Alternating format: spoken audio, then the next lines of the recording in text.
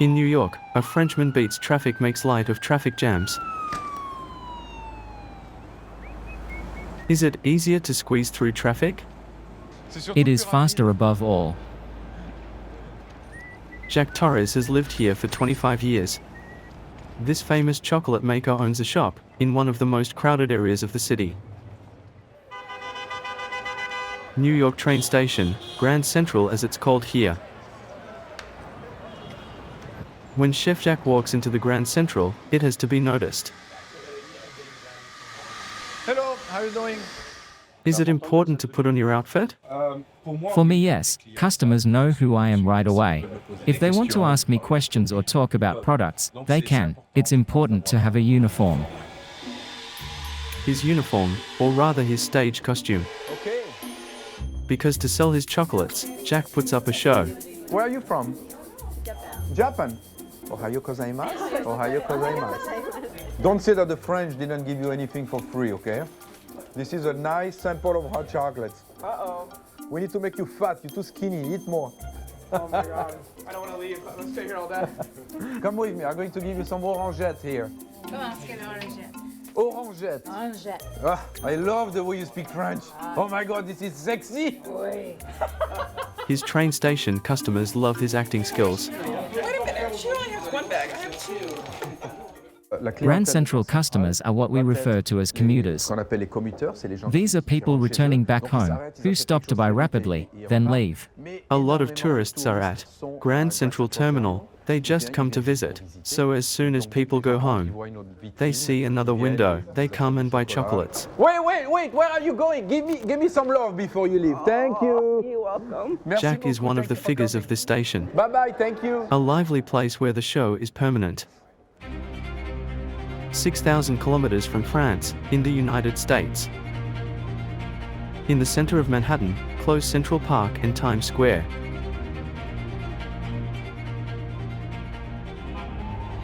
The Central Station is a bustling place. It is crossed by 750,000 people every day. And with its 67 lanes, it is considered to be the biggest train station in the world. But at Grand Central, it's not just chasing after the train. We find restaurants, shops and even a market. A rare thing in New York. A city within a city, with a huge hole that has been immortalized in numerous movies. Great classics like North by Northwest by Alfred Hitchcock, or blockbusters like Avengers or Armageddon. And even animated movies like Madagascar. Grand Central is now a mythical place where you can run into young dancers posing. Couples saying yes to one another for life. And unusual characters immersed into the deafening whirlpool of an XXL train station.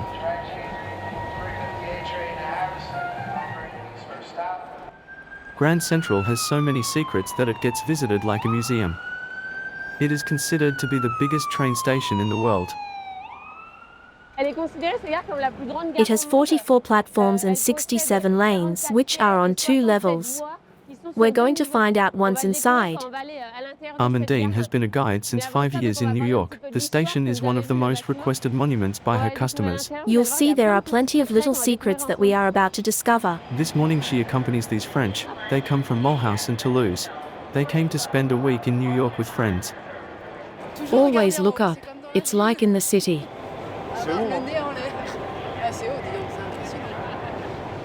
We are in the main hall of this station.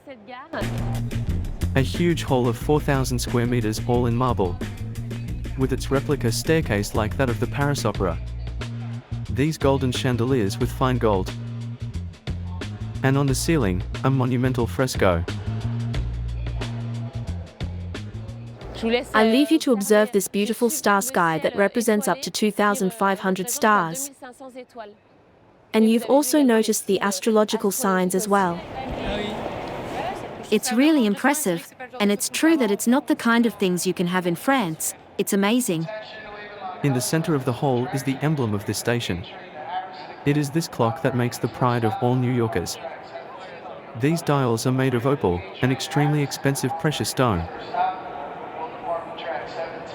In your opinion, how much does this clock cost? 2 million? The fair price? More, less? More, much more. We are in between 10 and 20 million dollars. A jewel that nearly disappeared. The station was inaugurated in 1913, but with the advent of the car and the airplane, New Yorkers abandoned it. In the 70s, a real estate developer plans to demolish it, to build a building. It owes its survival to the intervention of Jackie Kennedy, the president's wife who maintained pressure and saved Grand Central. Today, 21 million tourists visit it every year. But few of them have the opportunity to discover an amazing place that only regular guests like Armandine really know. Usually with the door, I don't have any issues. Come and see, come closer. Rather unusual to discover this tennis court in the station, right? Playing tennis in the train station, a real luxury. How much does the subscription cost? It's per hour. You can rent the space about $300 during the day. But in the evening and on weekends you can come on Saturday evening from 10 p.m. until 2 o'clock in the morning, and then it drops to $70 per hour. Maybe in the evening then. At the station, you can really do it all. In the basement, arriving travelers fall directly onto the restaurant lobby. Or rather fast food, because here it's the kingdom of junk food.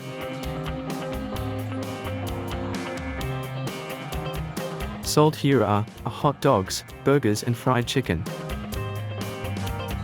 Americans love it, and the sales figures is booming. $9 million per year for this burger counter that doesn't look any special. Dollars as if it were raining, that have whetted the appetite of a young Frenchman. Ready to bite everything.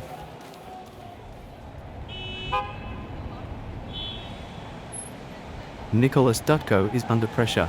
This 35-year-old Frenchman has just opened a restaurant in the Grand Central.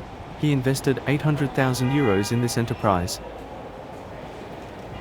There it is. This is my office. It's my new office. He accesses his new office from the back. It's the entrance for delivery trucks. There is a crazy queue. But this morning, it is stuck. Tens of trucks are waiting for their turn to offload. I'm going to park in front. How are you? I need to get in to do a delivery, but it's too busy. Oh, you got some space? It's good. We can go in actually. It's cool. We are at the loading dock, platform of the train station. A huge dock prohibited to the public. It's all there. From here, you directly access the backstage of the station. Hey Matt, how are you? Behind this door, Nicolas stores his products. Okay. Hey Mariano, how are you? Mariano has been with me for 10 years. In this shed, all day long his employees make the preparations. To reach his restaurant, Nicolas crosses the docks. A few minutes of walking and he enters into the fast food hall. His enterprise sits right in the middle. Hey Zach, how are you? How is everything today? Yeah. Busy morning? Okay. His restaurant is this central island whose 4 sides he exploits. There, that's the takeaway side. This is the kitchen. Okay. Here is the bar. On this side, you have the juice station, the coffee station and the pot wash. Nicolas uses every centimeter. Because at the station, rents are extremely expensive. Can we have the check for the end of the bar? We pay a little more $500,000 in rent per year. That's about $45,000 per month. That is €40,000 rent per month. To attract customers, Nicolas focuses on simple but balanced dishes. A novelty at the train station. His specialty, sandwich prepared with fresh products. That he sells between 10 and €15. Everything okay? You having a good lunch? Nicolas discovered this concept during his childhood in Paris, from his neighborhood bakery. Here you have a ham and Swiss sandwich. It's ham and cheese, Granny Smith apples, mustard on the bread, and curly salad at the top.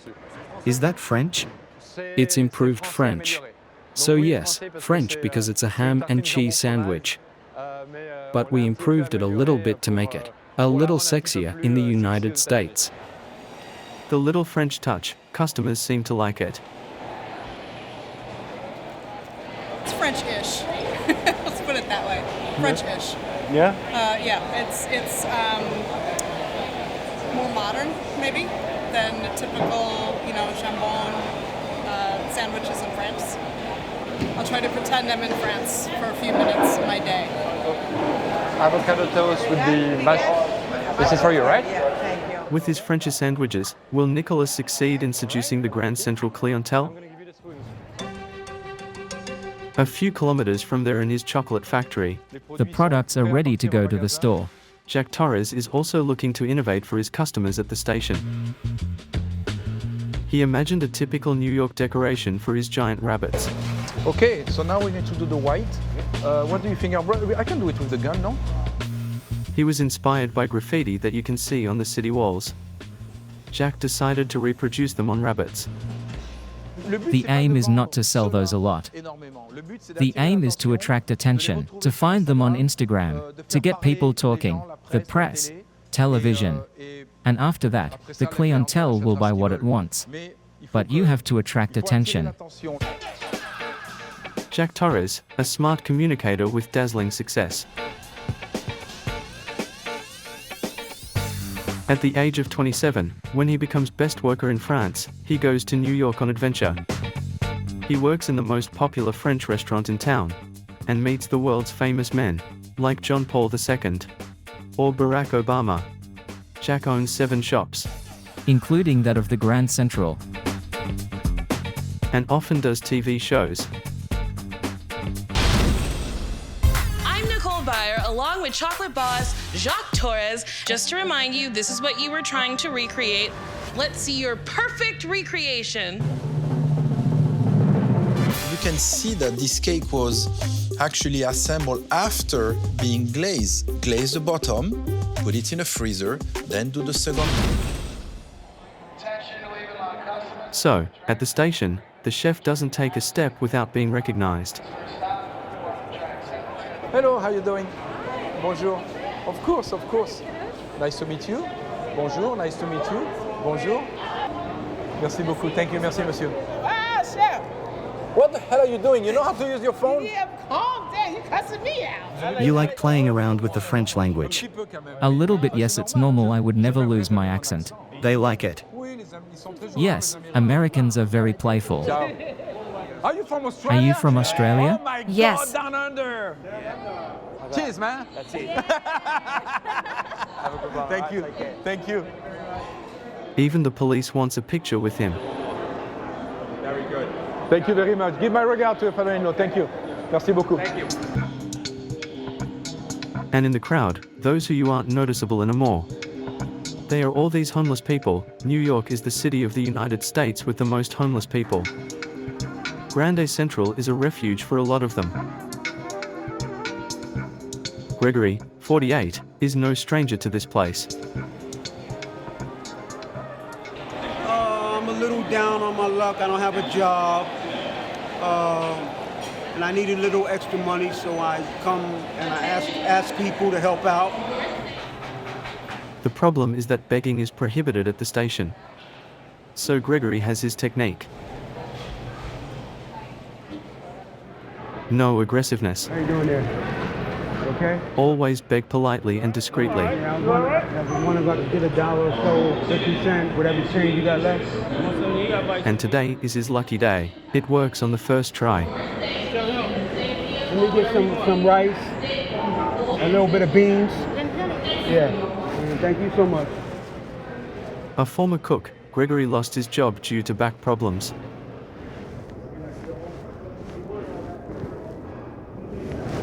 Yeah, some people are generous. A plate like this here costs about $12. Dollars, he would like to find some now.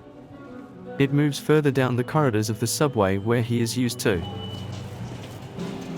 Gregory stands by ticket vending machines and proposes his services to travelers.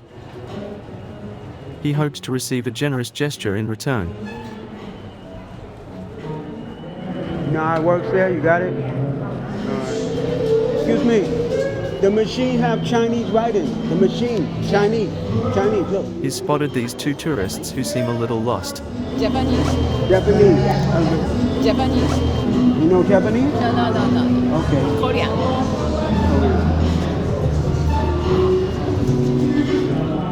You know how it works? It doesn't work? I said, do you know how it works? I was going to show you if you didn't. I do. Have any change you can spare? No?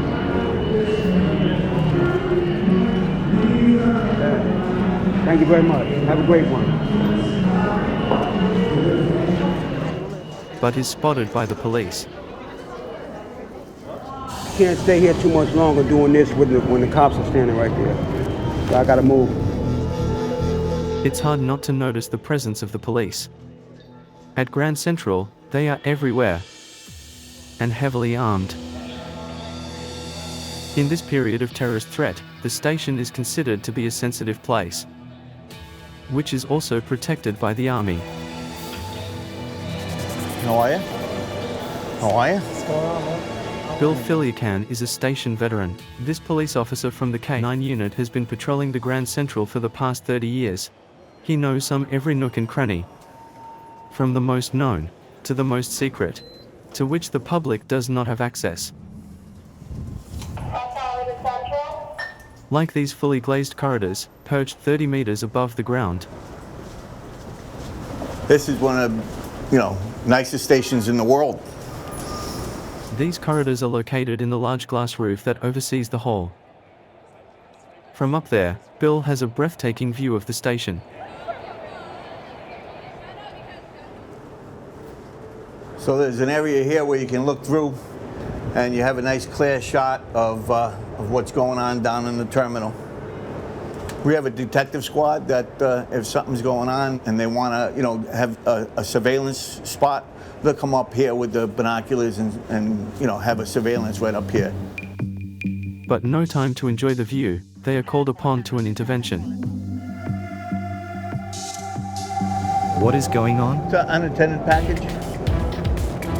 Abandoned packages are their main mission. There are so many that before they call them first before the demoness. Because their dog has been trained to detect explosives. Where is it? Yeah. The package is found in the middle of the wagon. It was discovered by a controller upon arrival of the train. If the dog sits down, then it contains explosives. If the animal does not stop, then it's harmless. Yeah.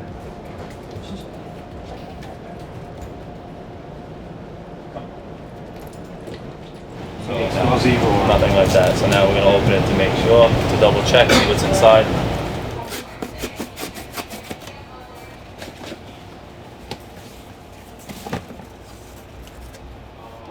Looks like it's a tuxedo for a wedding. A pair of shoes. You're going to be looking for them. Yeah. False alarm, but safety first is the priority. He needs to check all abandoned packages.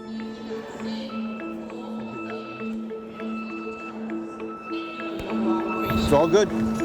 This is an old suitcase that was found on the sidewalk. It's full of tools.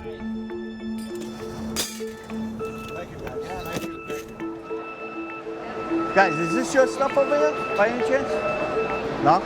You see it on top of the bench there? They intervene on every little bag forgotten. In this one, a sweater. A few bottles of water and magazines. All good, guys. Thank you. All right. These personal belongings all end up in the same place in a corner of the station. At the Lost and Found Objects department.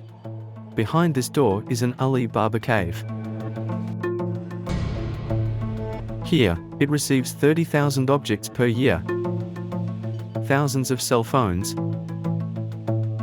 umbrellas, and coats by the hundreds. And even weirder objects that don't surprise John Daly, the head of the department, and more. Skateboard, hockey stick, single golf club. What can people this kind of attitudes? I've stopped asking myself that question. I probably don't. I don't think about it anymore. I guess anything, you can lose anything these days. I mean, we've recovered strange things in the past, be it prosthetic legs, or I think there was an urn once that came in here, somebody's remains, like ashes. But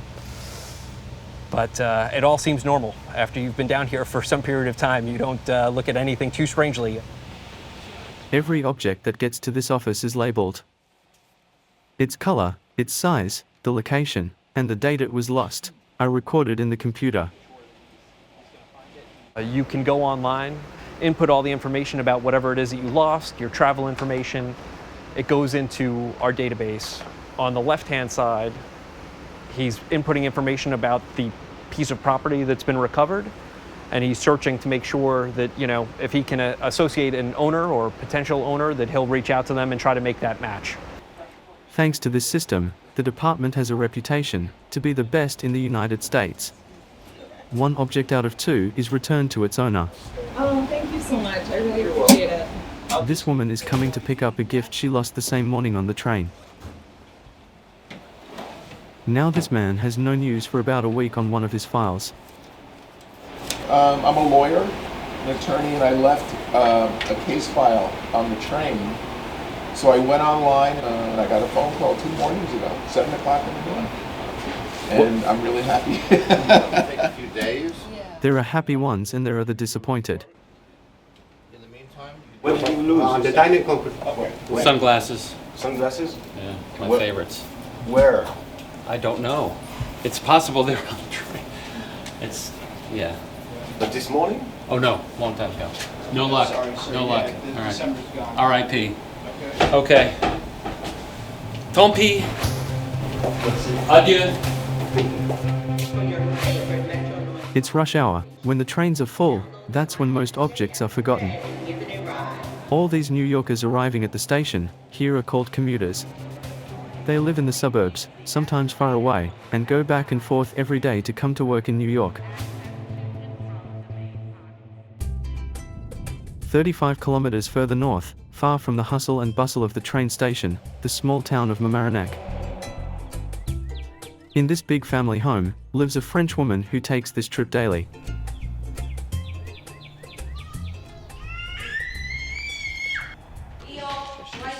Julie is 35 years old. She is the financial director of a startup. Her husband, Karen Veer, is a banker. They make a good living and bought themselves this house, where their 2 children, Leo and Sam, have space to play. Put it back on, please. This house is quite big in M superscript 2. It should be 600 or 550. 550 square meters? Yes. That's a lot of space. Houses are big here. You don't get lost not at times? It's okay. The couple lived in Manhattan for 10 years. But when their first child was born, Julie and Karen Veer choose the suburbs. The average price of a house is about $1 million to $1.5 million in the area. For the same price in Manhattan, you have an apartment with 2 rooms. It's more for the living environment than anything else. We are right next to the sea. We have a garden. We live in front of a bike path, so they can do biking outside. The downside is that Julie has noticed her transport time increase. She now spends $1.15 to reach New York where she works. And that's it. Another adjustment, she has to take her car to the small suburban train station. It could be done by bike, but in winter, it's cold. Her transport budget has exploded. First of all, the cost of parking, €40 per month, and again at that price, it is not the best placed. This one is a bit far away, so we can park. Sometimes you're at the tail end, so it takes quite a bit of time. And if not, there is another parking that is closer, but there is a 7-year waiting list. And that one is a little more expensive. In addition to parking, she pays a €350 per month subscription for the train and subway. It's 5 times more expensive than in Paris. The transport budget is very expensive here. As a result, there are people who cannot not afford it that walk for hours to go to work. Because they can't afford the subway ticket, which is also expensive. And no way to defraud. Barely got on the train, Julie must show to the controller her subscription purchased with her smartphone.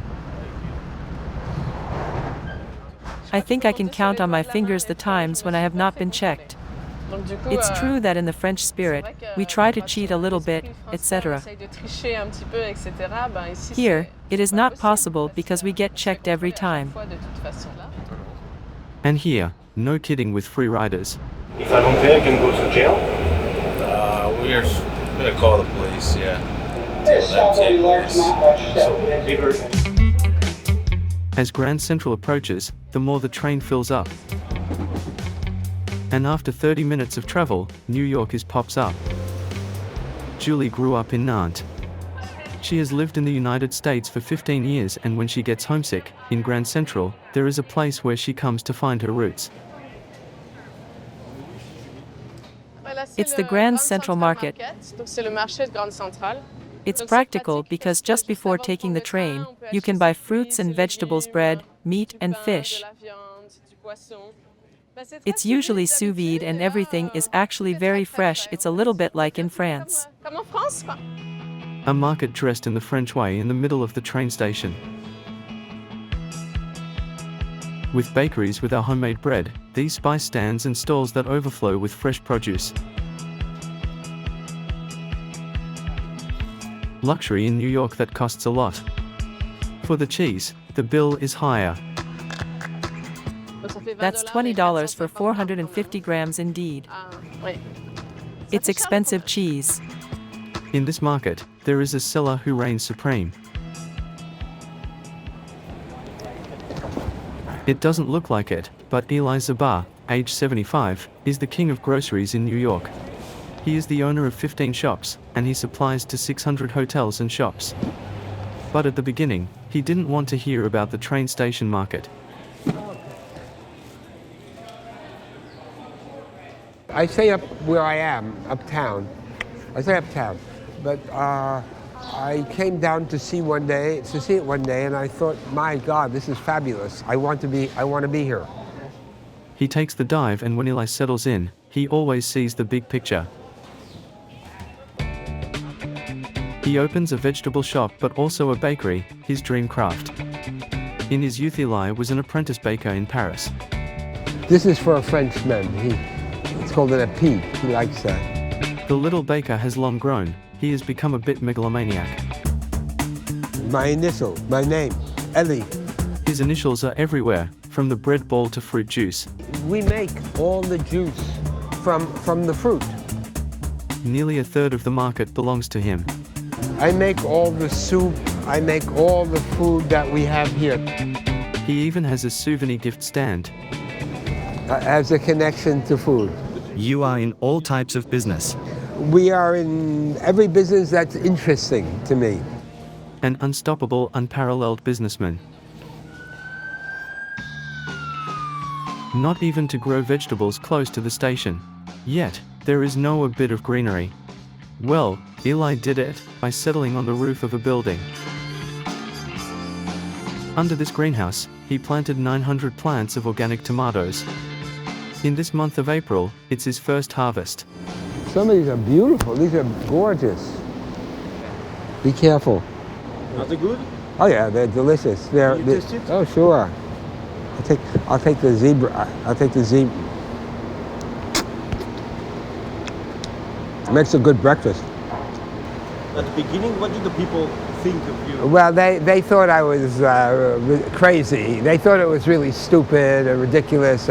And in fact, I am the only one with tomatoes in New York in the spring.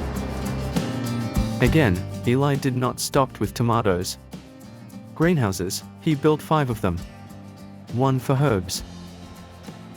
The others on the roof across the street, in which it is grow salads. Always innovating is the key of success in New York.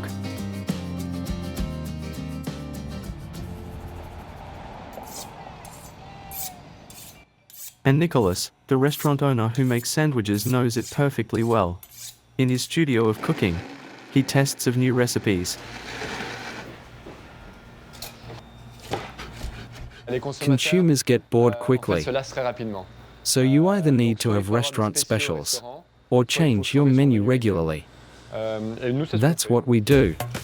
He imagined a fresh tomato sandwich with cream cheese sprinkled with basil.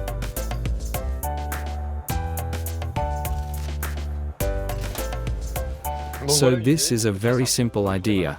We're going to taste it now. I think it's good. It's fresh, it's crunchy, it is very good. It is exactly what I was looking for. He's going to be less convinced by his second recipe. Let's have a taste. A tuna toast, with mayonnaise, celery and parsley. It's good. But I think it should be a little more tasty. But in the end, it's not all about the taste. When we create a new recipe, the 2 most important factors for me are the price and speed. Especially in a place like Grand Central, we will not be able to fail. It's pretty good. I am happy, because in my opinion, we can do it in 2 minutes. For speed, he got the hang of it. But at Grand Central, there is a tradition for which he was completely unprepared. It's 6 p.m., and even if Nicolas' sandwiches are a success, What would you like to drink? at the exit of the offices, it's his bar that's full, and that's the way it is every night of the week. But what he had never imagined is that lots of its customers would make their cocktails take away.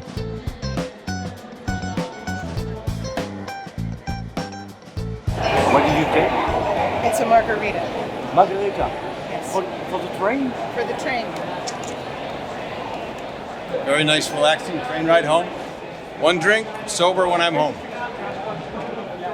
The takeaway, we were there prepared with our coffees and our croissants, but I would never have imagined that we would sell as much alcohol to take away.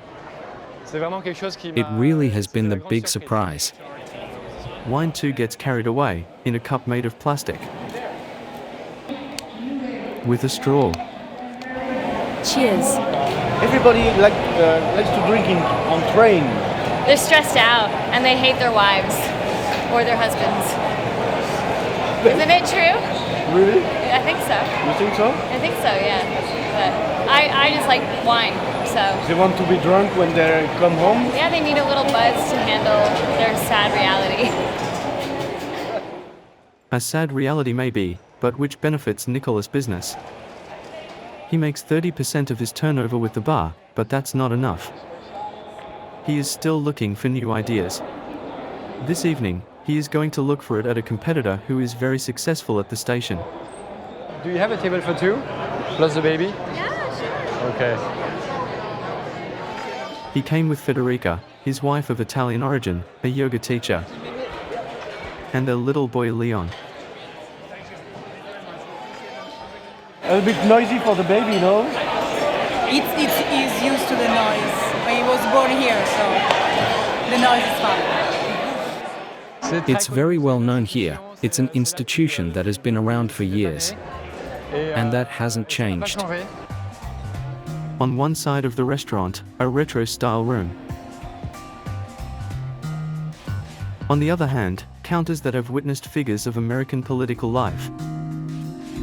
Jackie Kennedy here, and a lot of celebrities came here. This is world famous, this place. You sat beside her? Yeah. On the menu, seafood specialties, homemade bouillabaisse, lobster sandwich hot dog way,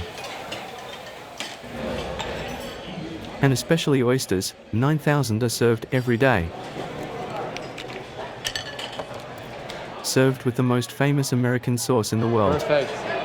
Thank you very much. It's served with ketchup, but not just that.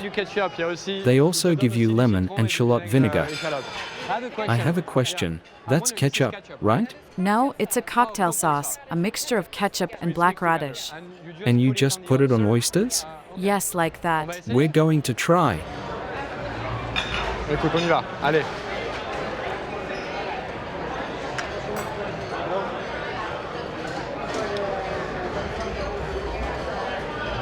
It's not bad. I prefer lemon though, or a little bit of shallot vinegar. Whatever the sauce, oysters give him ideas. Americans eat all day long. And they love oysters. They love it for happy hour, hence the aperitif.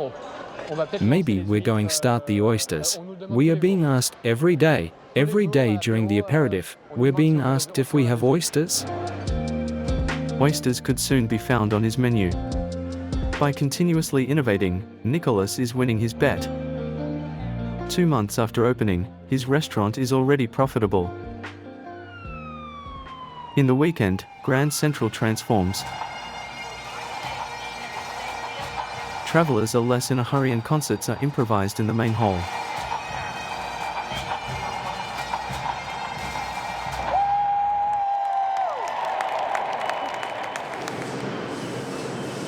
On the trains, no more workers. Instead, suburbanites who come to enjoy the hustle and bustle of New York.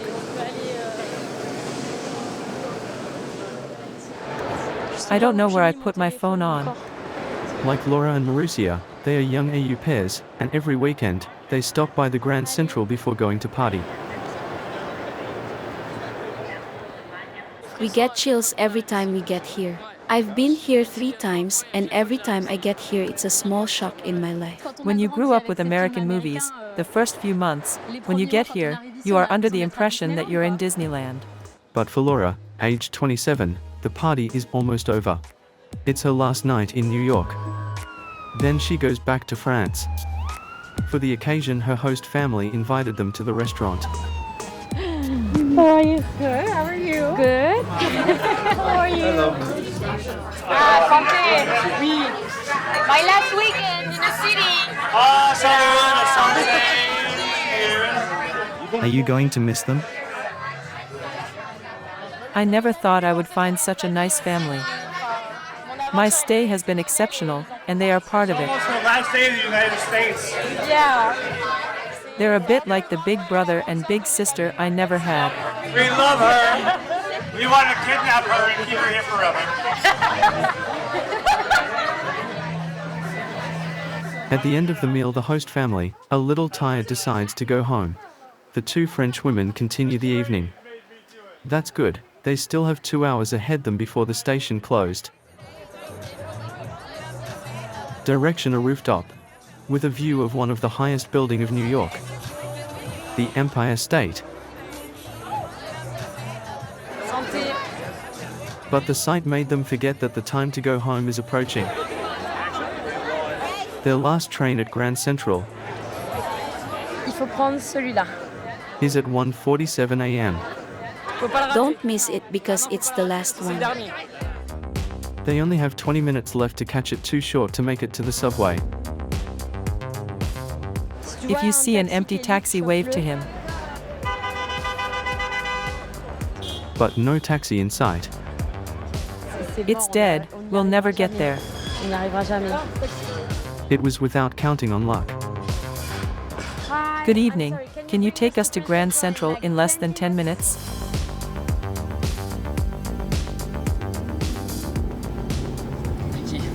I hope we ran into a second Schumacher. Let's go.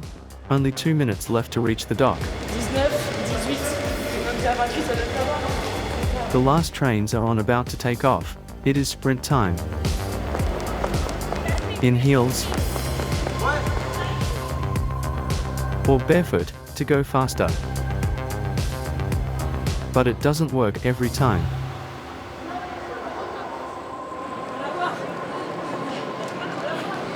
The two AU pairs managed to get in extremis.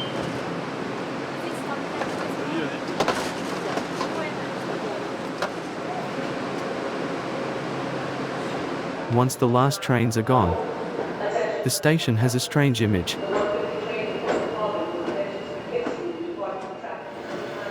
Empty aisles and an almost deserted large hall.